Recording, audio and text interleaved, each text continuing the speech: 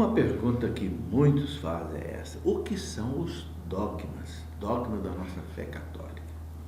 Bem, a igreja responde com toda clareza, o catecismo da igreja responde, né? E diz assim, o catecismo, quando fala dos dogmas, no parágrafo 88, 89, 90 do catecismo, a igreja diz assim, que o magistério da igreja empenha plenamente a autoridade que recebeu de Cristo quando define dogmas. Isto é, quando utilizando uma fórmula que obriga o povo cristão a uma adesão irrevogável, quer dizer, é obrigado o cristão a crer, né?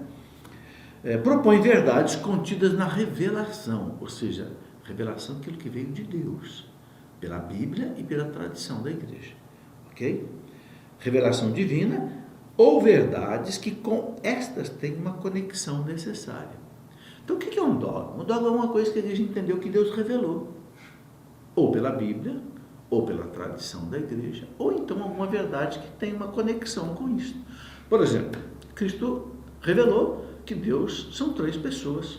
Ele disse que ele era Deus, o Filho de Deus, Deus. Falou do Pai como Deus e mandou o Espírito Santo como Deus. Então, não foi a igreja que inventou, por exemplo, o mistério da Santíssima Trindade, foi uma revelação. Então a igreja simplesmente acolhe, aceita e ensina e ninguém pode duvidar. E assim tem muitos outros dogmas. Jesus falou do céu, Jesus falou do inferno, Jesus falou de tantas outras coisas, né, da nossa alma. Enfim, então a igreja, ao longo dos 2000 anos, assistida, guiada pelo Espírito Santo, porque Jesus disse na Santa Ceia, né, quando vier o Paráclito, o Espírito Santo da verdade, ensinar-vos a toda a verdade. Está lá em João 16, 12. A igreja foi entendendo isso e foi, né, colocando os dogmas da nossa fé. Que são o quê? Como disse o Papa Bento XVI, os dogmas não são camisa de força que não deixa a gente se movimentar, não deixa o teólogo pensar, não. O Papa Bento XVI diz assim, os dogmas são janelas abertas para o infinito, é o contrário. São guias que não deixam você errar. Eu escrevi, inclusive, este livro, né, Os Dogmas da Fé, porque muita gente me faz essa pergunta, quais são os dogmas da fé? Os dogmas da fé acabam constituindo a chamada doutrina católica. E aqui você tem, nesse livro, todos os dogmas, né? Os dogmas versam sobre o quê? Então, por exemplo, rapidamente eu vou te dizer, né, nós temos os dogmas, por exemplo, sobre Deus. Quem é Deus? Né?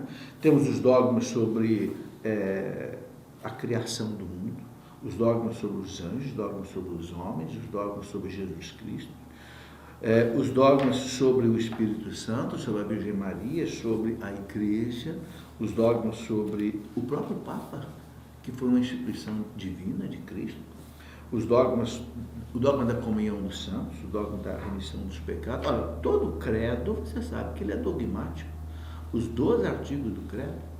Então temos os dogmas sobre os sacramentos, os dogmas sobre a ressurreição da carne, sobre a vida eterna, e aí o juízo particular, o juízo final, o céu, o inferno, o purgatório, a existência do demônio, a existência dos anjos, tudo isso são dogmas, ou seja, verdades que a igreja ensina. Por quê? Porque a igreja recebeu de Cristo.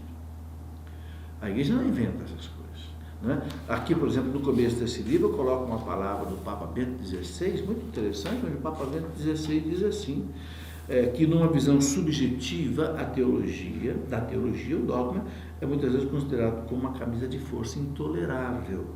Mas ele fala, né, nada disso.